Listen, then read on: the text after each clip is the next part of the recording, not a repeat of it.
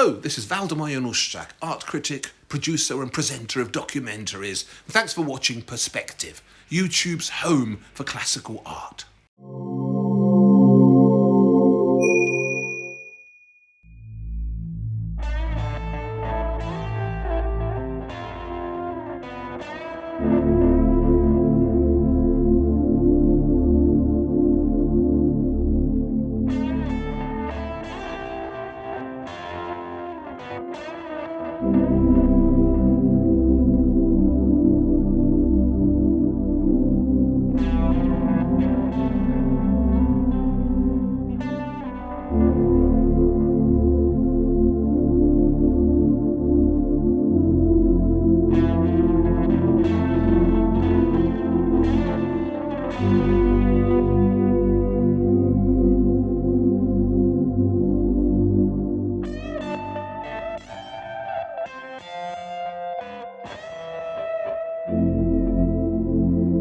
Some people dream of going down the Loire, the longest river in France, 1,000 kilometers from the Ardèche to the Atlantic. We are going to fly along it from Angers to Blois. A trip back in time to the era of the Chateau of the Loire. Gigantic, massive, forbidding. The first castles of the Loire were erected to impress and to discourage invaders. From the sea, it was easy to sail up the Loire as far as Angers, which was threatened by the Vikings. The enormity of its chateau's fortifications reflected the threat. The Chateau of Angers consists of a crown of 17 towers, each 50 meters high, encircled by powerful ramparts. This was the fortress Louis IX demanded at the beginning of his reign. The young Saint Louis was not only a pious king, he was also a formidable strategist. In the center of this kilometer-long perimeter wall lurks a castle courtyard with its pleasant gardens. Invisible from the outside, this elegant residence was built on the order of King René. Good King René, the last of the Angevin dynasty. Born in 1409, in a then cold and somber medieval castle, he was understandably keen to improve home comforts, introducing newfangled windows to allow in the soft, warm Angers sunshine. Outside, the beautiful light streamed into flower-lined pathways designed for romantic trysts, strolls, and the practice of martial arts.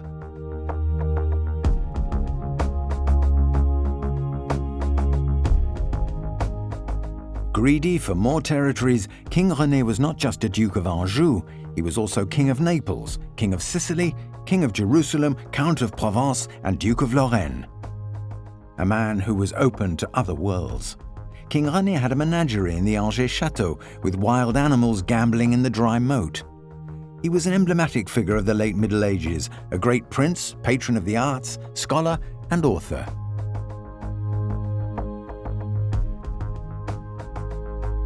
Today, the state-owned chateau is a national monument, with free access for the people of Angers. Maintenance of the chateau was a gift from royalty to the Republic, and not without cost. Renovation of the towers requires a long and complex restoration process carried out by skilled craftsmen trained in cutting-edge techniques. The challenge is to ensure good waterproofing around the walkways and turrets, because the roofing of the keep was levelled off on the order of Henry III during the Wars of Religion. Modern materials, skillfully camouflaged beneath traditional paving, will never be visible.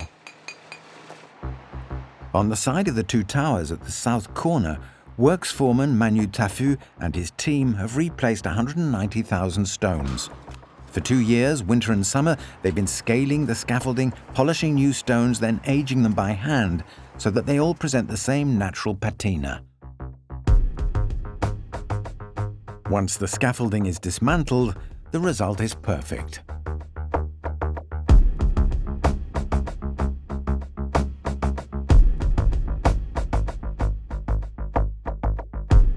Strolling around the walkway, or better still, flying, heading towards the west side of the fortress, we find a large black roof hidden at the base of the ramparts. This wing, more than 150 meters in length, was specially constructed in the 1950s to house a huge and very mysterious treasure.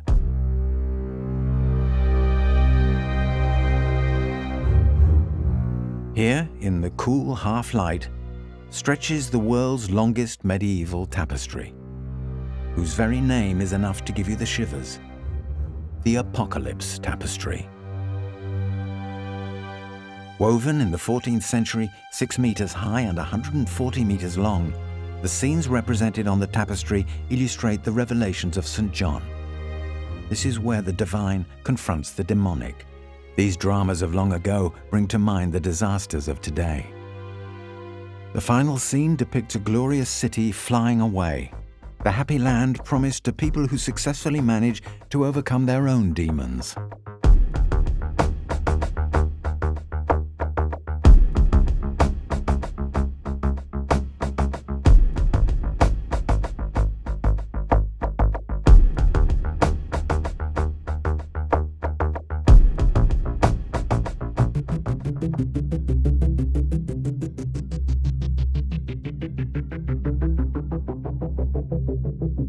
Long ago, between Angers and Saumur, salmon swam up the Loire, and numerous fisheries barricaded the river with their long nets. Unfortunately, the noble salmon have all been fished, but the species is now protected. The boats are only used for pleasure outings. Known as barges, trows, dories, keelboats, pirogues, these vessels are all flat-bottomed boats designed not to get stranded on sandbanks. Some carried salt from Brittany towards Orléans, then on to Paris. They were also used for transporting wood and sandstone for the building of chateaux. Some boat-building fanatics still construct them to the delight of fishermen and river cruise lovers. The Loire was the most used river in France, and the city of Saumur was an active port protected by the high stature of its keep. The city has a military past and present linked to the presence of this chateau, which controls the river traffic. Owned by the Counts of Anjou, then the Plantagenets in the late 14th century, the edifice became a princely chateau. Eleanor of Aquitaine, Richard the Lionheart, Philippe Auguste, and Yolande of Aragon all lived here. Passing through Saumur in 1808, Napoleon I had the imperial idea of transforming the chateau into a prison.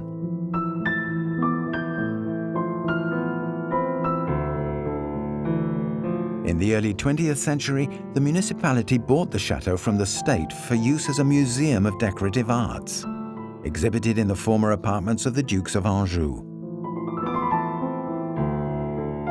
Estelle presents here for visitors some of the 30,000 objects from the collection: porcelain, earthenware, ceramics, polychrome sculptures, tapestries, and a great many Chinese ornaments.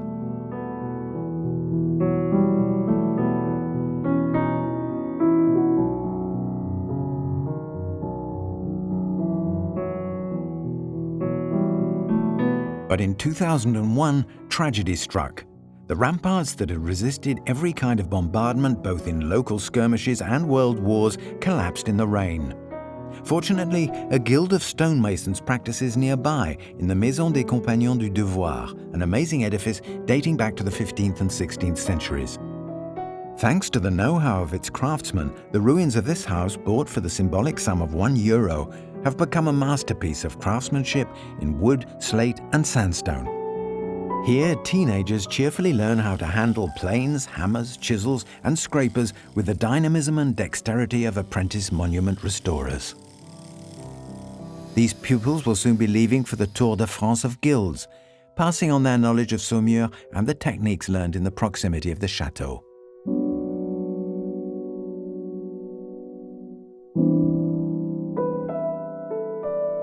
Today, the larger-than-life phantasmagoria of stone underpins the social and economic life of the area and is central to the local tourist industry.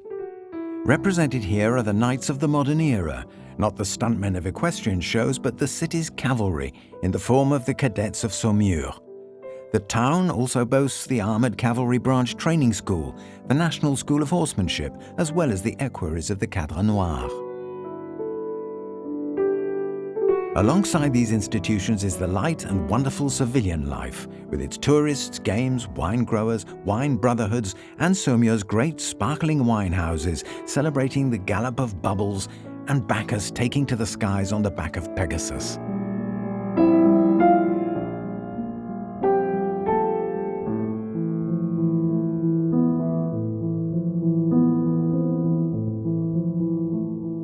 Leaving Saumur, heading towards Chinon, we follow the perfect lines of a landscape tamed by wine growers across thousands of hectares.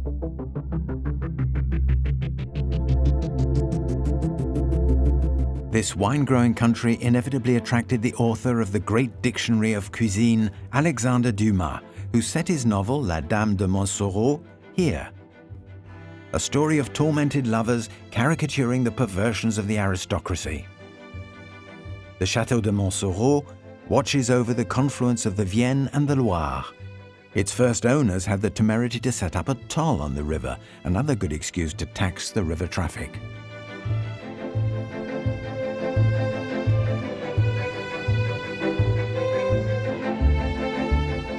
Located at the junction of Anjou, Touraine and Poitou, the promontory of the royal fortress of Chinon dominates a territory with a special atmosphere.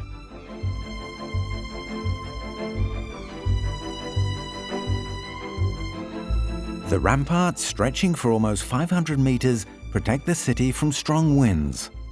The clock tower, in which the bell christened Marie Javel has reassuringly rung every hour since 1399, diligently watches over the slopes of Cabernet Franc that will fill the bottles so dear to Francois Rabelais. In the center of the ramparts, the Royal Lodge was witness to the first meetings of Charles VII and Joan of Arc.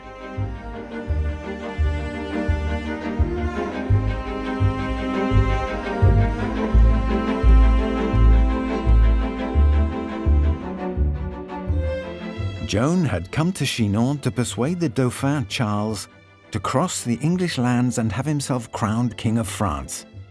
It was in one of the rooms in this lodge that the first meeting took place. The legend of Chinon has it that Shepherdess Joan, having never before met the future King Charles VII, picked him out unhesitatingly from a crowd of 300 gentlemen. But in reality, Joan of Arc's arrival in Chinon had been announced in advance. She spent 3 days at the gates of the city, where it seems she had a secret meeting with the king. In the late 19th century, the story of Joan of Arc was rewritten, embellishing it considerably with the miraculous meeting at Chinon, and an army raised by the shepherdess that converged on Orléans, where, after a fierce battle, she managed to overcome the English in conditions verging on the supernatural. The reality must be quite different, for the maid came to a tragic end.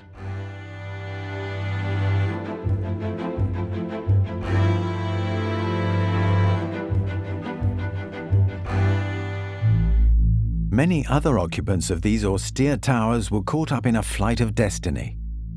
The fortress at Chinon was the scene of many fantastic episodes in the history of the Plantagenets. It was here that the enemy brothers Richard the Lionheart and King John rebelled against their father Henry II. Their mother, Eleanor of Aquitaine, was forced to flee, but she was caught by her husband, who locked her up at Chinon before returning her to England. After being betrayed by his wife and his sons, Plantagenet King Henry II died alone in the fortress.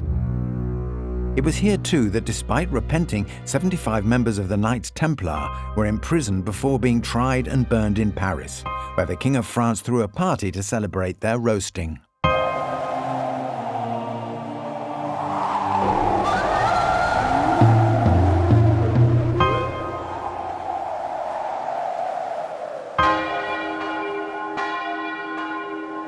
Other days, other ways. Above the fortress, restored by the Departmental Council of Indre and Loire, fireworks light the sky on the big national holiday of July the 14th.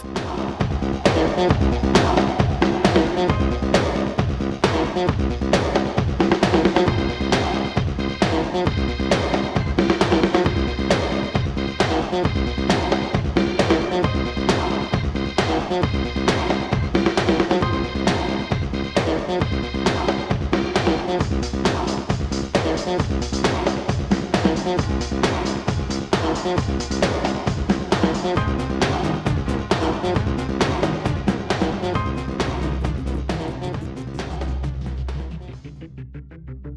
fortress at Chinon was backed up by a myriad of small chateaux and manor houses dotted around the nearby countryside, the homes of the minor nobility that gave the king their unwavering support.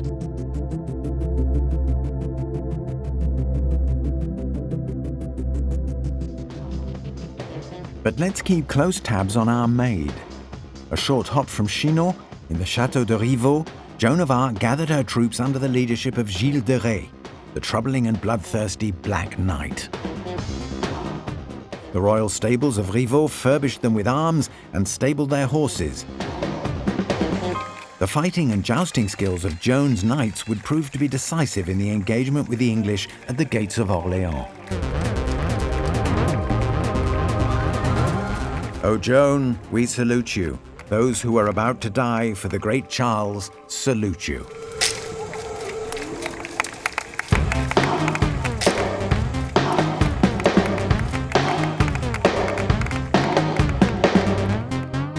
On April the 20th, 1429, at the hour of matins, Joan the Maid went forth from the stables of Rido on her journey to martyrdom.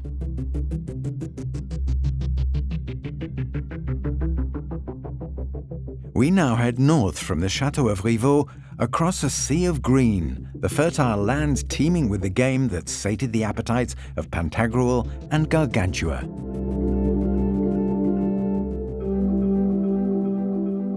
One must elevate one's spirit to reach the fabled Chateau d'Ussé, an edifice that evokes the sky like no other, with its rising stones and roofs, its extravaganza of pepper-pot towers, chimneys and keeps.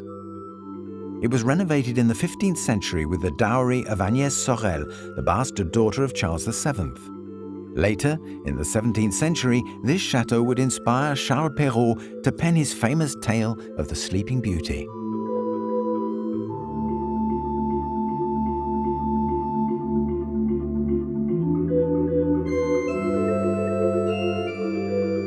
As the current owner of Chateau d'Ussé, Casimir de Blacas, correctly says, the chateau is an exceptional place. Behind it is the sprawling forest of Chinon that drew Kings Charles VII and Louis XI to the chateau, who both came here to hunt. Yes, such is life in the Chateau of the Sleeping Beauty. Making his way around the vertiginous battlements, the Prince Charming slipped into the secret room where for 100 years a beautiful princess, who could only be awoken by love, had been sleeping.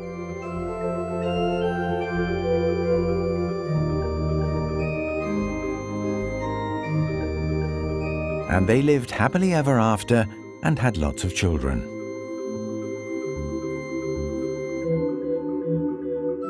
To the despair of the cruel stepmother, who died red with shame.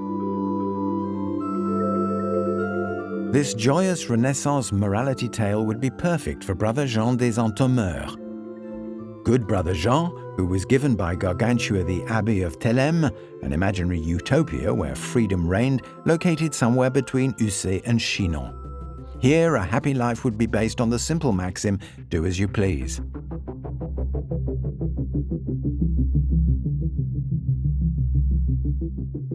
The Château de Villandry can be reached from Château d'Ussé by merely following the course of the river Indre. A modest-sized affluent of the Loire, the Indre is more reassuring and less dangerous than the great raging river. Here is a peaceful setting for the tranquility of a fortunate few.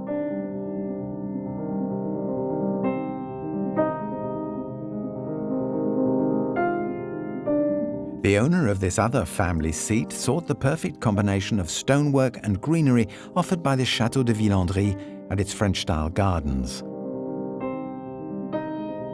It is a joy to the 350,000 visitors who come here every year, and much admired by artists, painters, photographers, researchers, and sportsmen, received here by Henri Carvalho, a warm-hearted and hospitable owner, a passionate man who acts as administrator, botanist, environmentalist, and historian of his magnificent residence. The chateau was originally the work of Jean de Breton, Francois I's imposing superintendent of finances. On the foundations of the medieval chateau, using the money from his lucrative ministerial position, the superintendent built this beautiful Renaissance chateau that his peasants and vassals could admire from a distance in the surrounding countryside.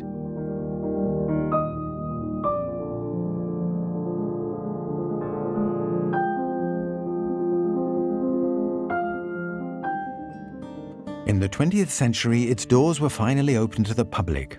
And here we are with Henri Carvalho in the 18th century Provençal-style dining room of the late Monsieur de Castellane, and the gallery of Spanish paintings that originally prompted Monsieur Carvalho's grandparents to acquire the Chateau de Villandry. Great-grandfather Joachim often went to Spain to buy works of art. Inspired by tragic and religious themes, 18th century Spanish painting is characterized by perfect technique and the restrained jollity of its subjects.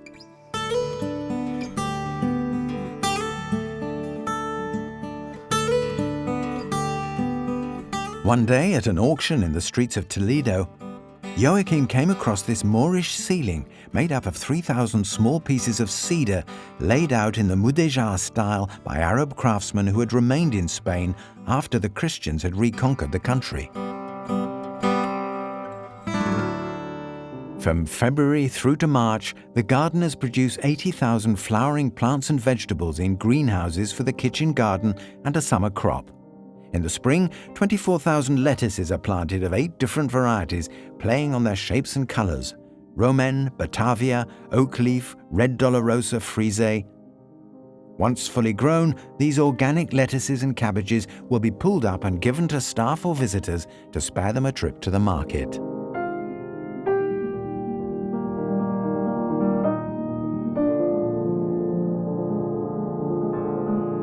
The Boxwood Topiary is shaped by sculptors, and 180,000 new plants are bedded every year to revamp the borders and vary the designs that symbolize the rhythm of the seasons, human emotions, and the radiant forces of the cosmos.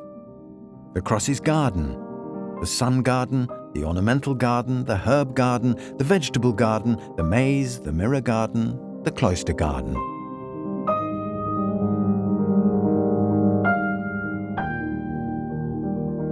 And finally, the Garden of Love. Ah, love. The love of gardeners for nature, which they respect by favoring organic methods over the use of destructive synthetic chemical treatments.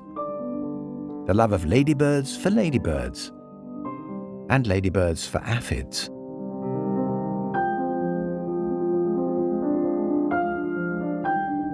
Dragonfly love, the all-devouring passion of a predator for its enemy. It is also the love of the artist for his subjects, in this case 4 gardens representing 4 themes of love. Tender love, with its perfectly shaped hearts, always decorated with flowering roses. Passionate love, with broken hearts, seeming to spin around in a dizzying waltz. Flighty love, with its fans and wings of a butterfly representing fickleness. And finally, tragic love, with its blood-red flowers between blades of daggers and swords.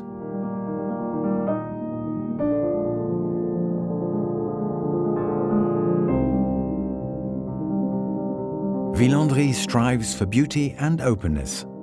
Of all the chateaux of the Loire Valley, it is the one that keeps its visitors the longest, as the gardens remain open from dawn till dusk.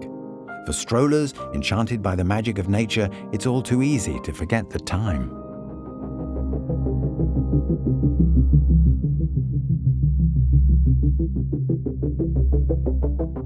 Time to take flight from Villandry, heading towards Le Rideau. It's simple to find, we just need to follow the course of the River Indre and of history.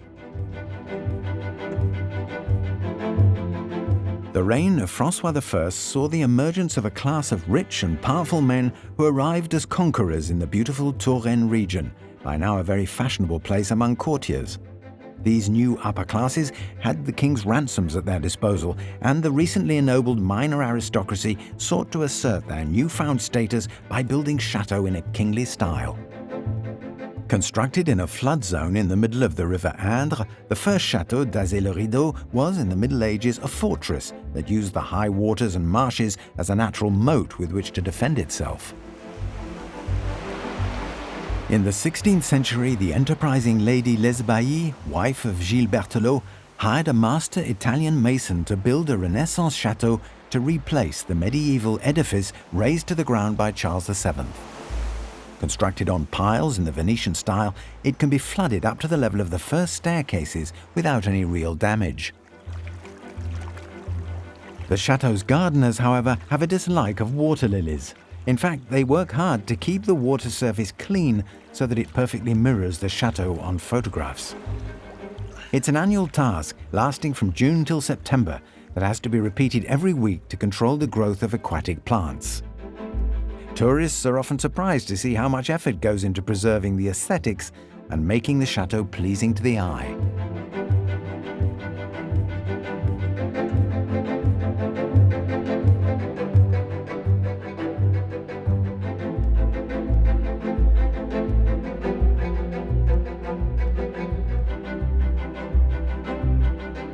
In the 16th century, the first floor of the chateau was the noble floor. It consisted of the mistress of the house's bedroom, along with her husband's and the great hall. The Berthelot, who lived in grand style, barely had the opportunity to enjoy the splendid space, as a huge financial scandal implicated France's treasurer and forced the family into exile. Restored in the 19th century by the Marquises of Biencourt, the chateau offers royal chambers, dining rooms, boudoirs, reception rooms and salons that were the setting for spectacular society parties held against a backdrop of Flemish and Gobelin tapestries, a gallery of royal portraits and whole collections of pieces of Renaissance furniture, chests, dressers, sideboards and games tables.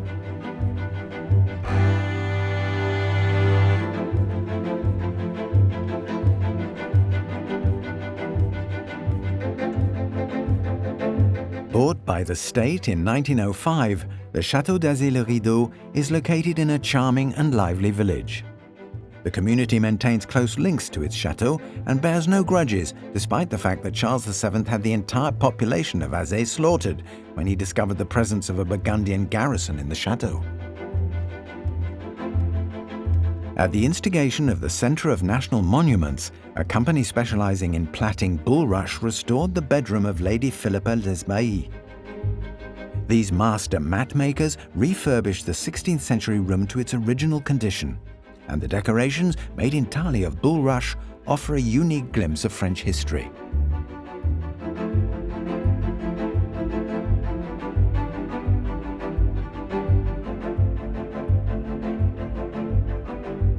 The Chateau d'Azay is often compared to a jewel, probably because of its bijou dimensions and touching elegance.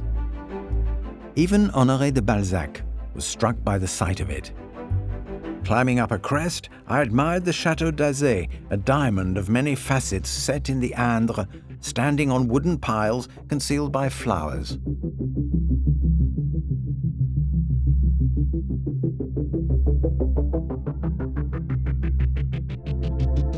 Farewell Azay, farewell small sculpted jewel, farewell Indre, gentle river.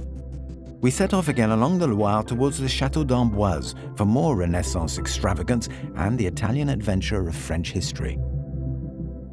The Chateau d'Amboise is located within a UNESCO World Heritage Site. It is also a living, natural landscape with its picture-perfect vista of the Loire Valley, the river, bridge, city, the chateau itself, and wooded slopes.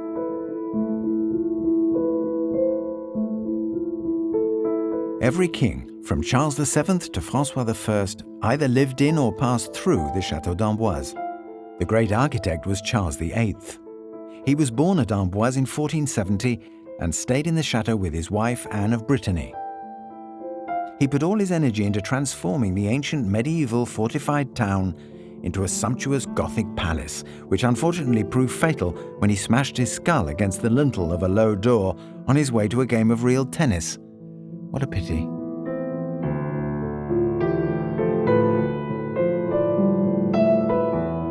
Another emblematic figure of the chateau is Renaissance Prince Francois I, friend of arts and letters, patron of Leonardo da Vinci. Francois I spent his childhood and adolescence here. He made of Amboise and its chateau the heart of the Kingdom of France. In the 15th and 16th centuries, the court was in the Loire Valley. The king may have been nomadic, but the court, the queen and the children were sedentary. Charles VIII ordered the building of these two colossal Cavalier towers, 20 meters in diameter and 40 meters high. In every tower, a ramp winds around the central hub. With its 33 openings, the Cavalier Ramp is designed so that horses can be ridden directly from the city into the chateau.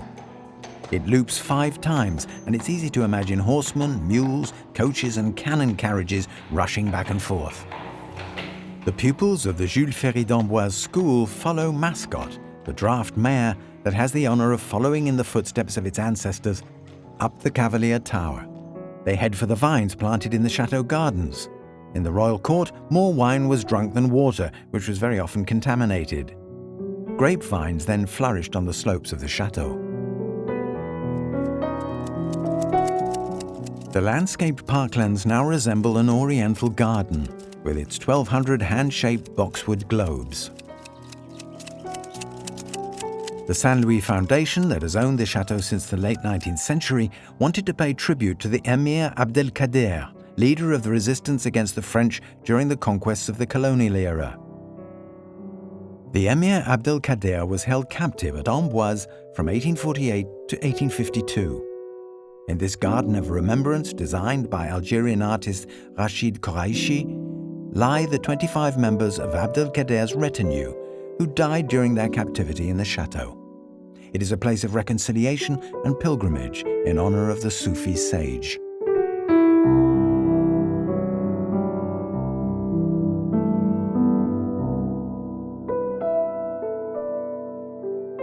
In the early part of Francois I's reign, extraordinary parties with thousands of guests that went on for days on end were thrown at the chateau. Life at court, where the highest-ranking figures employed footmen, were a perpetual whir of activity. Marriages, christenings, diplomacy, all were deemed a good reason for festivities and demonstrations of power. Banquets, balls and tournaments were organized under the light of 1,000 torches. The aim was to make night as light as day. Dressing up as lords or peasants, the 500 volunteers of Amboise's Association Renaissance throw dazzling candlelit parties every year. Music, dance, and light pirouette through the night.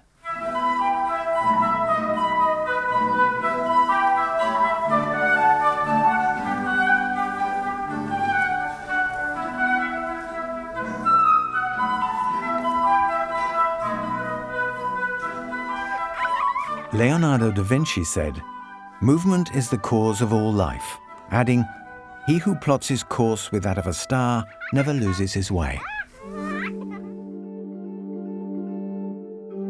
His chapel is a star that always shines in the sky of Amboise in a galaxy that includes the Château du Clos Lucé, a summer residence where Francois I spent his early childhood. This is where he lodged Leonardo da Vinci, who had crossed the Alps on the back of a mule to accept his invitation. Leonardo worked on royal commissions for 3 years until his death in 1519.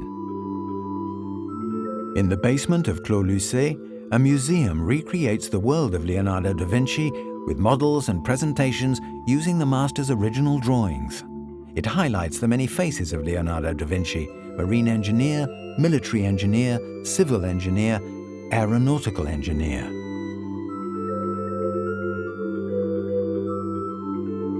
The park around Clos Lucé is both fun and instructive. The flying propeller, the ship at dawn, the assault tank and the lifting devices allow visitors to play with full-scale models of Leonardo's inventions and grasp the ideas of a man who strolled through these grounds 500 years ago. They can observe the generous landscape that would be his inspiration.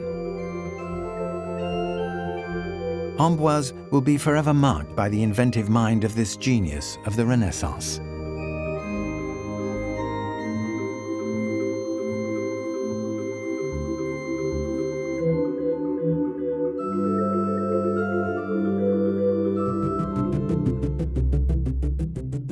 It's amazing to think that 500 years ago, Leonardo da Vinci was already imagining how it would be possible to get from Clos-Lucé to Chaumont-sur-Loire by flying across the surface of the river.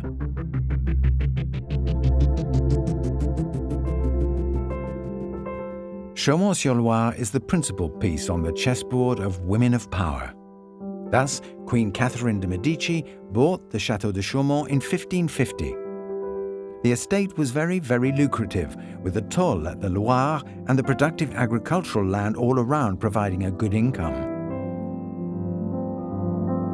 The Queen used Chaumont-sur-Loire as a high-class hunting lodge or as a stopover point between the Châteaux of Amboise and Blois. After the death of King Henry II, the widowed and embittered Queen gave Château de Chaumont to her rival, Diane de Poitiers, forcing her to return Chenonceau, Catherine's favourite château.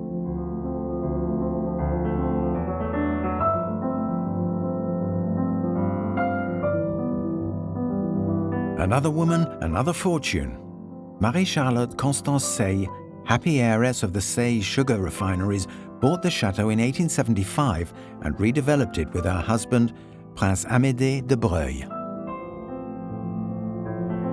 Walking through the rooms of the chateau gives a sense that while the Renaissance brought the delicacy of Italian decorations, the 19th century brought more ostentatious decor, with interiors being given a more opulent appearance intended for flamboyant festivities. Marie-Charlotte, who became the Princess de Breuil, would receive at her table between 30 and 40 people, inviting a royal highness every evening. The King of Spain, King of Portugal, the Shah of Persia, and the Maharaja of Kapathala all crossed the drawbridge accompanied by their aristocratic retinues and bearers of gifts.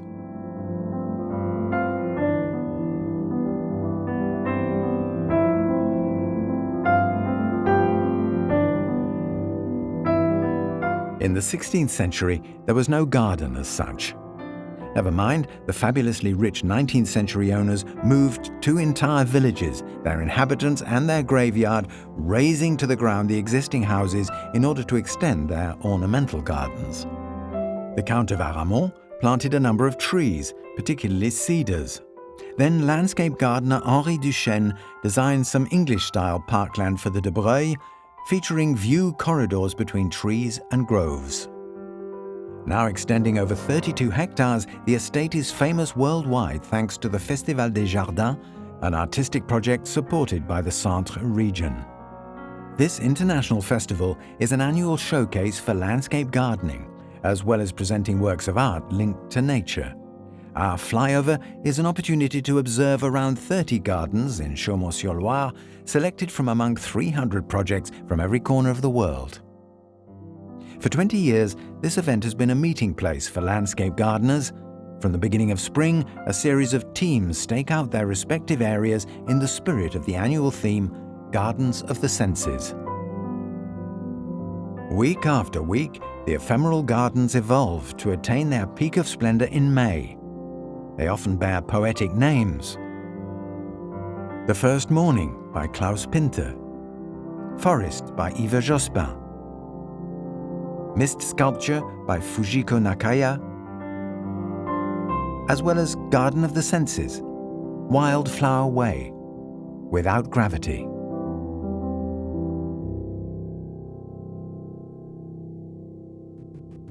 The public hugely enjoys this concept of new spaces of dreams and pleasure, and within 5 years, attendances have doubled from 200,000 to 400,000.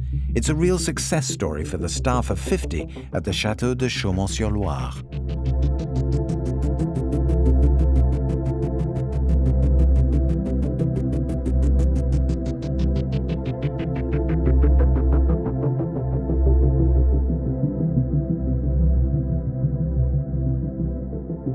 Let's now head further north, over the natural splendor of the right bank of the Loire to the magnetic magic of a very pretty town on the left bank.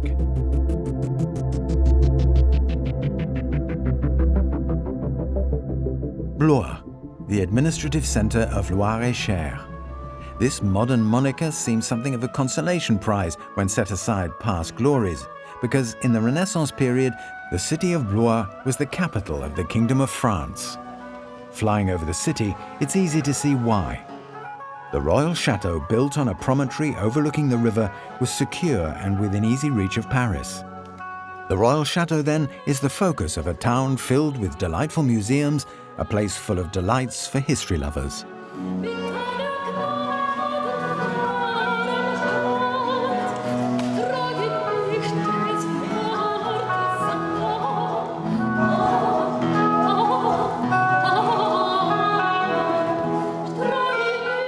Today, every citizen of Blois can boast of being part owner of the chateau. The 50,000 residents, lords of the chateau, are proud to open to all the staircase demanded by Francois I, who surpassed here his desire for elevation and greatness. This exterior spiral staircase is a mosaic of sculpted stones, with the then new feature of balconies and Italian-style loggia overlooking the courtyard. The king could thus walk out of a room to observe a court brimming with rumour and intrigue, and it was an especially good way to show His Majesty in all his splendour and greatness. And for courtiers and favourites, the balconies were yet another way of showing off.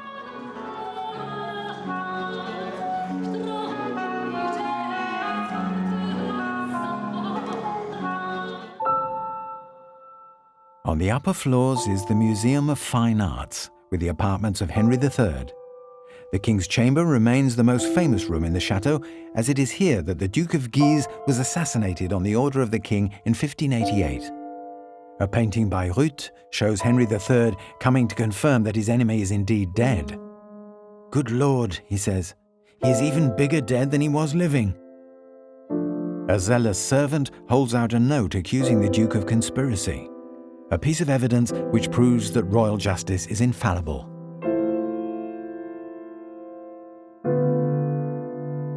The aim of museum curators is to develop discussion on the history of art, on painting and sculpture through a thematic presentation that ties in with the chateau. This is done by focusing on important figures in the history of France, through, for example, some beautiful 19th century paintings, such as this one by Marie-Philippe Coupin de la Couperie. This is Valentine de Milan at the foot of the tomb of her husband Louis d'Orléans, the owner of Blois at the turn of the century in 1400.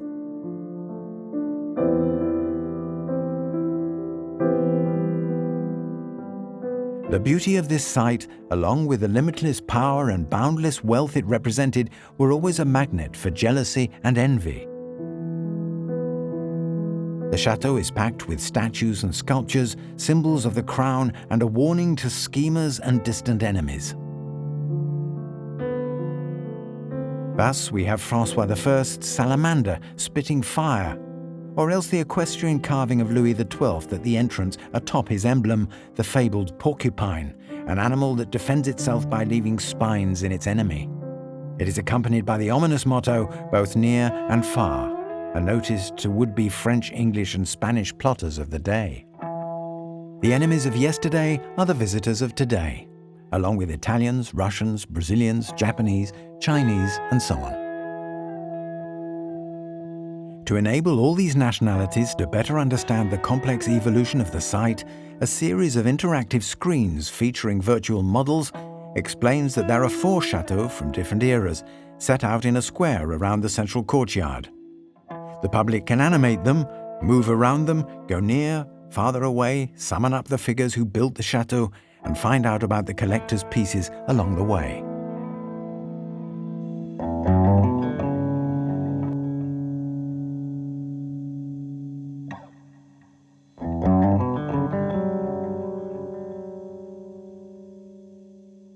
Opposite the chateau, the municipality of Blois has developed an original idea for the development of tourism. A presentation pays tribute to Jean-Eugène Robert Houdin, the famous magician, Grand Master of automats and illusion, born in 1805 in Blois. As the first magician to work in a theatre, Houdin is the father of modern magic. In the Middle Ages, magicians worked on the street, although they were sometimes summoned by the prince to perform a few tricks during festivities, often performing the famous conjurer's trick known as the bonneteau, using 3 cups and a ball. The idea, of course, is to find, after a little sleight of hand, exactly where the ball is.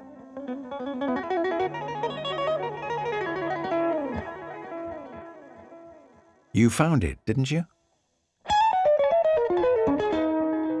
Jean-Eugène Robert Houdin was also a fencer, the man to whom we owe the invention of the electrical plastron that allows the number of hits to be scored in fencing. Shows of ancient fencing remind us that children of the kingdom were sent to Spanish and Italian fencing masters to become master swordsmen.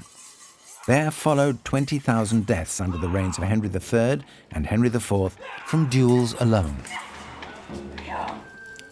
It was the duty of the kingdom's ancient capital kingdom to host Renaissance banquets, and the tradition of good food is carried on by the catering school of Blois, where young people serve and do the cooking.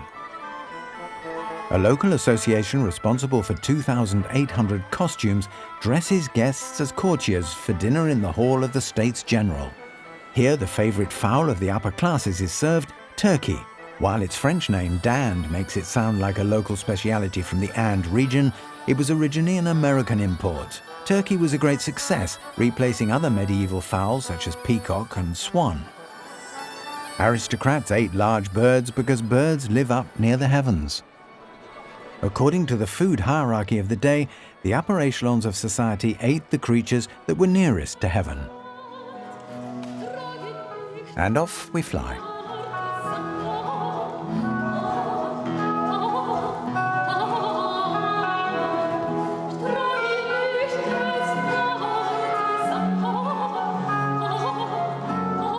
It is said that anyone who leaves the city of Blois without good reason is doomed to die from nostalgia. One must set out on a modern adventure, a real adventure like that little chap so beloved of children from age 7 to 77, and it's him we're off to see. Next stop, the secret of the unicorn, Tintin and Snowy, and most importantly, Captain Haddock and his chateau. Do you remember the style of his chateau?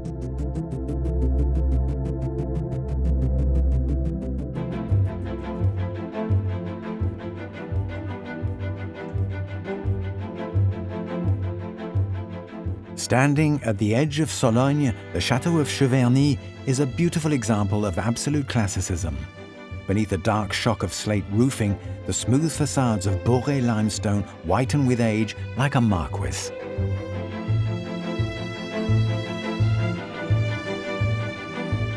The extensive grounds are a challenge for any Sunday rambler. The unembellished aesthetics, the pure and regular lines, the obsessive symmetry of the whole, all this sobriety on the exterior is belied by the interior, which is a monument to French-style high life that fears neither luxury nor an overload of decorations and gilding. The entire thing seems to have been conceived in honor of a dreamlike monarchy, and yet no monarch ever occupied the king's bedchamber.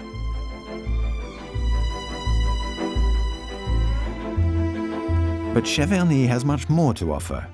It tells the beautiful history of a family dynasty, one that is said to have furnished and maintained it magnificently since the building work was finished in 1635. Charles-Antoine and Constance de Vibray diligently supervise every piece of restoration work with the deepest respect for their heritage and a love of their family.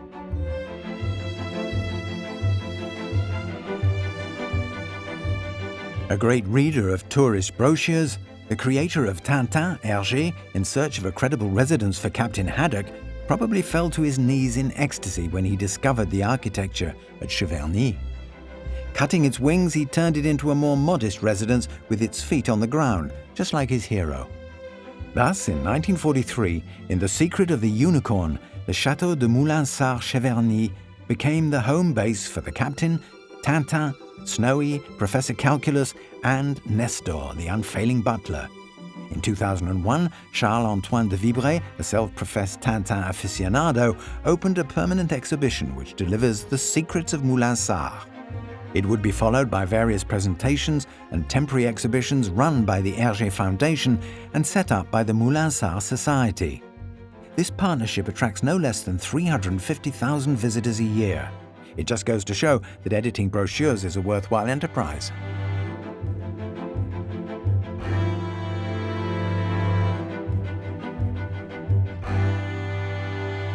It isn't the fidgety Thompson twins who are scaring off these deer. They're fleeing a pack of growling hounds that threatens both theirs and the forest's tranquility.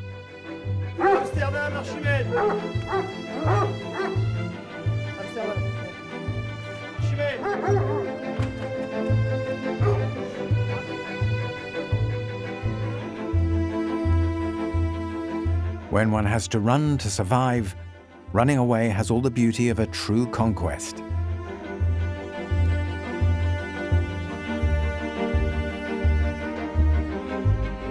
Fortunately, history goes on, and the conquest of new horizons will take us to other skies.